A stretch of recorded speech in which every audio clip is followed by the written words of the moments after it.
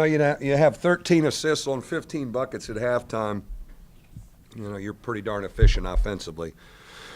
I love how we pass it, man. We can really pass the ball. I hope our fans understand what they're seeing because it's a team that really knows how to play on that end of the floor. Thought we were solid defensively. I just love the fact the game was lopsided, and yet we stayed in character and we were unselfish, and whoever we put in the game kept moving the ball like we want to play. Mike, it didn't look like Jaren broke much of a sweat offensively. How in tune is he with what you guys want to do and getting his stuff through? Yeah, he is a scary talent, man, and he's calm at letting the game come to him. I think his approach has been more. I think you've heard me say, I feel like I'm coaching a man. I feel like I'm coaching a pro because he is a pro. He prepares like a pro. His routine before the game, you probably saw him out there really early. His routine before practice, ever since he's been back, it's like dealing with a man. How do you teach prolific shooters who've maybe never had to pass the ball before in high school? How do you teach them to be unselfish and give up a good shot for a great? It's a great point. That's a great point. I think it's part of our culture here. We have had I think Jay Billis says, a culture of passing, that we've really moved it and made the extra pass, and we've always had a number of guys that can shoot the basketball. But yet, it's part of the culture. I think it's part of the older guys letting the younger guys know, especially in the summer when they're playing pickup, that we make the extra pass here. And if you're open, we'll find you, and be secure and let the game come to you, and don't force anything. I thought Zach August was a good example of that. He made some great passes out of the post today. Only had 2 points at halftime. Then he starts running and rolling, and he starts the second half, and our guys find him. So it's again, the offensive. We've talked about how our focus has been defense to get better there, and we've made improvement. But my biggest thing was, can we score that thing and be efficient offensively again? And I think we have the ability to do that. How does Jaren know? Like, there are games where he eases into it and he's not involved early, and then other games just where he just feels like he can get any shot at any time from any spot. Yeah, I think he's the kind of guy that he kind of tries to get guys involved first. And we do have some different weapons who can score, so I'm okay with that. But if we stall, if we're going to get it, and we will, then we start to run some stuff for him, some ball screen stuff for him. We didn't have to do that really much today, but we have things that we go to where he's really looking to make a play off a ball screen. And I think that's the balance point that I have to really keep an eye on. Okay, we need to get him going, and he gets our other guys going. Law of averages with him from three going to eventually kick in, and it did. Yeah, I think I'm pleased with he and Demetrius. I don't think they weren't shooting it great coming out of Mohegan Sun, but I think they've found their rhythm, and they're shooting it well here, which is a key for us. Mike, what do you like about what BJ is giving you off the court? How has he kind of settled into that? Yeah, I love that he's scoring. That scoring really helps us, and he's shooting it so confidently. Like, he is really rising up to shoot the basketball. Still needs to improve defensively, and we work with him every day on that. But he can rebound for us. But the ability to have another shot maker out there that stretches the defense, I think gives us another weapon. Is that deflection that turned into a transition? That's you show that to him? Yeah. That's something that that's getting to be more of a veteran-looking guy when he makes that play. And I love that he's just risen up. He's even taken some bad shots in practice, and that's okay because I want him to go for it. We need him to be a shot maker. How much of a luxury is it to have a guy like Pastore that you can just assign to Yeah, leading scorer? yeah. He's unbelievable. The quietest guy ever. Guard him and just make every other play. And of course, he's making open shots. He's so good. He's so good. He's just easy to play with. He's good guarding his guy. He's good on rotation. He's good making shots. He's good screening and cutting to help other guys get open.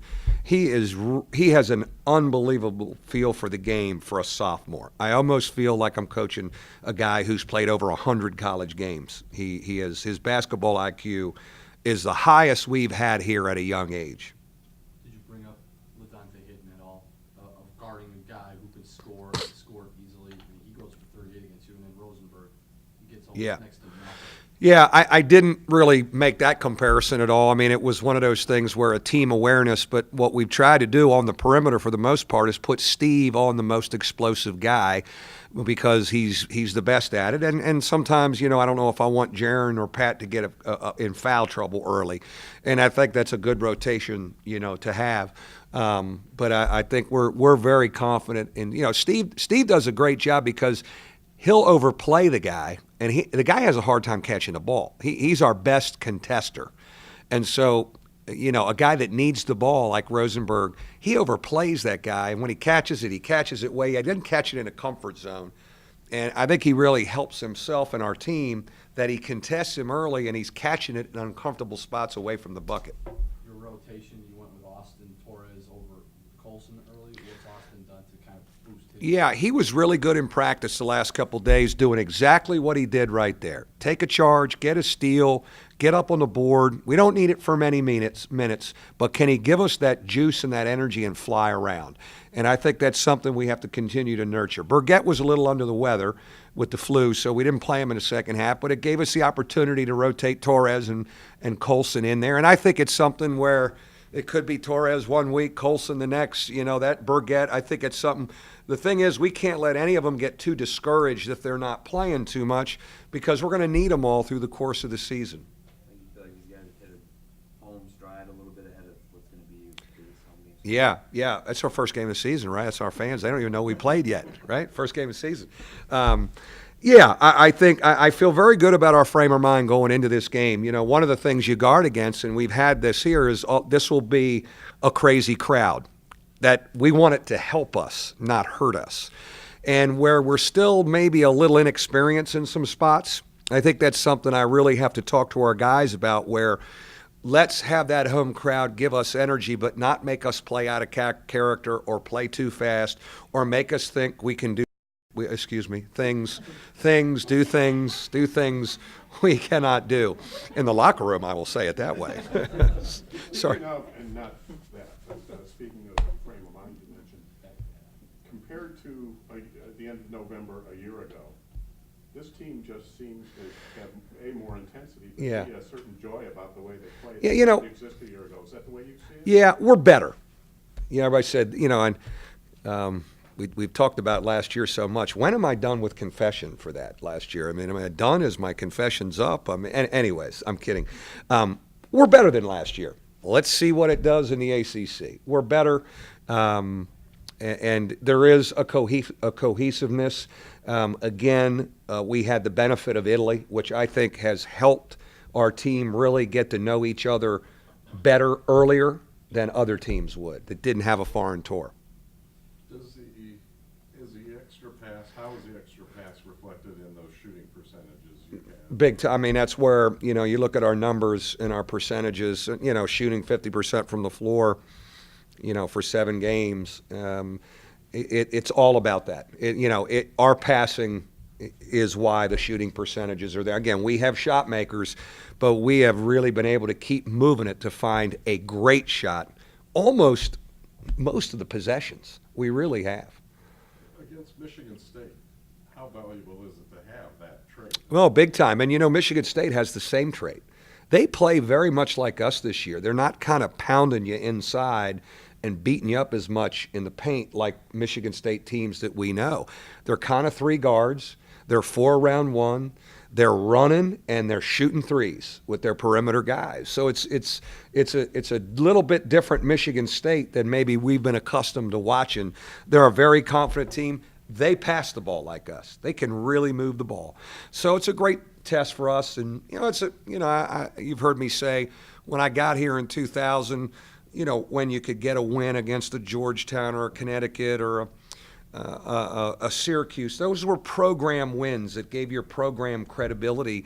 For us to beat Michigan State's program certainly would be great for this team right now. It's good for our program, too, because they have been unbelievably machine-like up there north of us.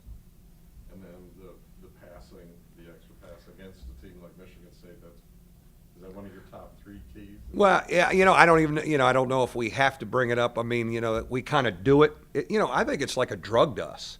We love moving the ball. I think we turned down some pretty good shots to make yet another pass. Jaron did that. Jaron does that. That's why I think everybody loves playing with him. He's your best player, but he's so unselfish, and he turns down some stuff. But that's a trait. Our offensive efficiency is a strength of ours that we need to keep tuned high throughout the season, and certainly Wednesday night. You mentioned Jaron's passing as well. One of the things that I've always observed about it is it's not just that he passes, he puts it right on the money so much. Yeah. I noticed the last few games that Demetrius is doing the same thing now. He's starting to really hit his guys right in the sweet spot. Well, his Has he been real conscious much about better. working on it? His decision-making, and especially in transition, he has improved so much in that area. You know what I think helps him? Playing with Jaron Grant and watching some of the decisions Jaron makes. You can really learn playing with him and watching the decisions he makes. I've been very impressed with D in transition. He's been really good with that. And again, I think playing with Jaron helps. But our ability to get into the lane and find open guys on different kind of angles wherever. And I'll tell you, I think Zach August is passing the ball well. I thought the first half, they kind of jammed it on him. He made some excellent passes out. And yesterday, he did that in practice, and I think we got to keep talking about how important that is, him passing. Martin Gebbin, those two big guys can pass. Like, they go and find people when they don't have a great angle inside. So I think we love to do it. I told him at halftime, I told him with about 5 minutes left, I said, hey, we got 17, 18 assists. We got to get into the 20s. And I think that's something they take a lot of pride in. They'll come, how many assists we have, Coach? And so I think it's a good thing for us, and want to continue to reinforce it. Beat the Trojans.